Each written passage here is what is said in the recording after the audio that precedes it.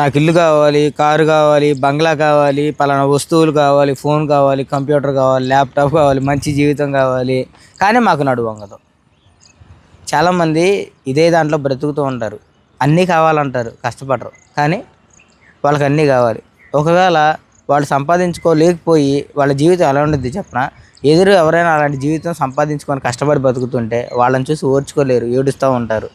లేదంటే వాళ్ళని ఎప్పుడు కిందకు తొయ్యాలి, వాళ్ళ లెవెల్కి ఎప్పుడు లెక్క రావాలి, వాళ్ళ పతనాన్ని కోరుకుంటూ ఉంటారు, వాళ్ళ మీద మాటలతో దాడి చేస్తూ ఉంటారు.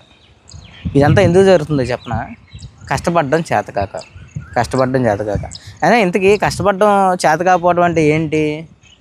వాళ్ళు చేస్తున్న పని, వాళ్ళు బతుకుతున్న జీవితం మీద వాళ్ళకి విరక్తి పుట్టి, అంటే వాళ్ళకి నచ్చట్లేదు, పనికి విలువ ఇవ్వట్లేదు.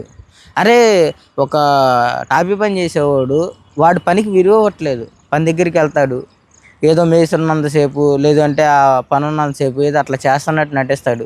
ఎప్పుడైతే వాళ్ళు వెళ్ళిపోయారో ఆ పని ల్యాగ్ చేస్తాడు, ఆడుకుంటాడు. దీనివల్ల ఏం ప్రమాదం జరుగుతుంది అంటే ఆ మేస్త్రికి, లేదంటే అక్కడ జరిగే, అంటే ఏ ఫీల్డ్ అయినా సరే కష్టపడడానికి బద్దకించి నడువు వంగక దాన్ని అగౌరవపరుస్తూ ఉంటాడో వాడు ఆ ఒక్కరోజే పతనానికి వెళ్తూ ఉంటాడు. ఒక్కో రోజు ఎందుకని? దాన్ని గౌరవించకపోతే, సీరియస్నెస్ లేకపోతే వర్క్లో తను ఆ పని నేర్చుకోలేడు, రేపొద్దున తను సొంతంగా ఓన్గా పనులు ఒప్పుకోలేడు. అంటే నేను ప్రాక్టికల్గా చెప్తున్నాను. ఇలాగా ఏ ఫీల్డ్లో అయినా సరే దానికి గౌరవం ఇవ్వకపోతే ఆ ఫీల్డ్ దానికి తగ్గ పనిని, నాలెడ్జ్ని ఆ వ్యక్తికి ఇవ్వకపోతే తను ఆ ఫీల్డ్లో ఏది ఒప్పుకొని, లేదంటే ఏది చేసుకొని పెద్ద స్థాయిలో చేయలేడు. తనకి డబ్బులు రావు, తను ఒక కాంట్రాక్టర్గా మారలేడు, ఇంకోటిగా మారలేడు. తను ఎప్పుడు ఒక పతనావస్థలో ఉంటాడు. ఏంటంటే దానికి కొన్ని కారణాలు చెప్తూ ఉంటాడు. ఏమని చెప్తూ ఉంటాడు? నేను నిజాయితీగా చేస్తున్నాను కాబట్టి నాకు వర్కులు రావట్లేదు, నేను నిజాయితీ పరుని, నేను అందుకే ఈ రోజుకి ఇలా సైకిల్ మీద తిరుగుతున్నాను అని ఒక భ్రమలో ఉంటాడు.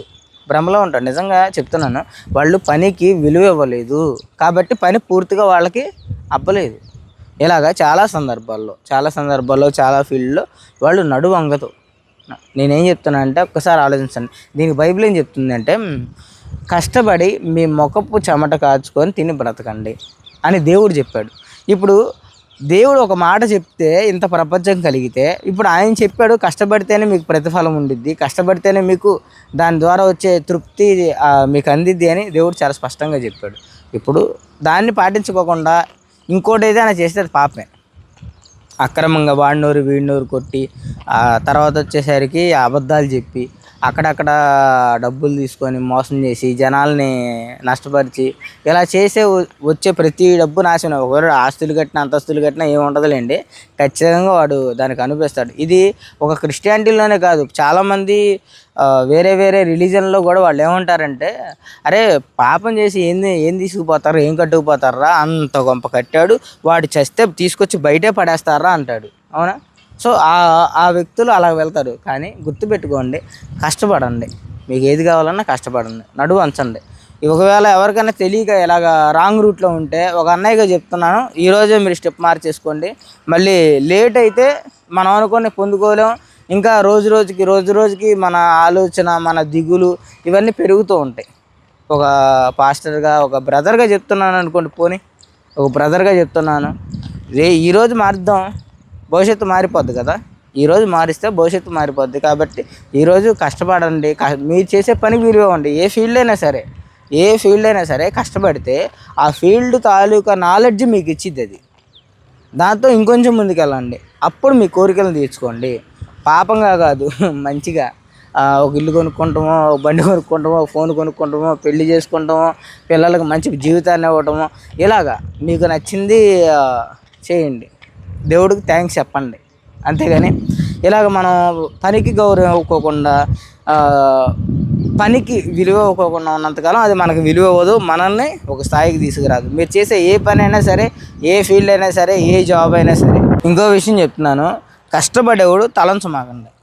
కష్టపడేవాడు దేనికి తలంచమాకండి, సిగ్గుగా ఫీల్ అవ్వమాకండి. అరే నువ్వు చేసే ఫీల్డ్ ఏదైనా సరే నువ్వు కష్టపడుతున్నావు రా భయ్. కష్టపడుతున్నావు అంటే నువ్వు ఈ భూమి మీద బతకడానికి, సర్వే అవ్వడానికి ఎలిజిబిలిటీ. నువ్వు కష్టపడుకోకుండా నువ్వేమన్నా ఇది చేస్తున్నావు లేదు కదా. కష్టపడే ప్రతి ఒక్కడు గర్వంగా బ్రతకండి ఈ భూమి మీద. నేను చెప్పాలనుకుని చెప్పేశాను. కాబట్టి ఎవరు డౌన్ చేసినా, ఎవరు ఇది చేసినా సరే రెండే జరుగుతుంది. ఒకటి కష్టపడేవాడు, ఒకటి కష్టపడినవాడు. ఆ కష్టపడేవాడు తినడానికి అర్హుడు, కష్టపడిన వాడికి తినడానికి ఉండదు. ఒకవేళ కష్టపడుకోకుండా ఏదైనా అక్రమంగా తెచ్చుకున్నా అది పాపంగా దేవుడు ఎంచుతాడు. నువ్వు బ్రతికి ఉపయోగం లేదు. ప్రేమగా ఒక సహోదరుడిగా చెప్తున్నాను, ప్రేమగా ఎవరైనా ఒకవేళ ఇలాంటి ట్రాప్లో ఉంటే మారండి, పాపాన్ని విడిచిపెట్టండి, మంచిగా బ్రతకండి. ఓకేనా? జీవితాన్ని మార్చుకోండి. ఈరోజు కష్టపడండి, కష్టాన్ని ప్రేమించండి, మీరు తాలూకా చేస్తున్న పనికి విలువ ఇవ్వండి, అది మీకు విలువ ఇచ్చిద్ది. ఓకేనా? దేవుడు మిమ్మల్ని అందరినీ దీవించి ఆశీర్వదించను గాక. మనందరి పాపాలను క్షమించి మనందరినీ పరిశుద్ధంగా బ్రతకడానికి కొనసాగించను గాక. ఆమేన్.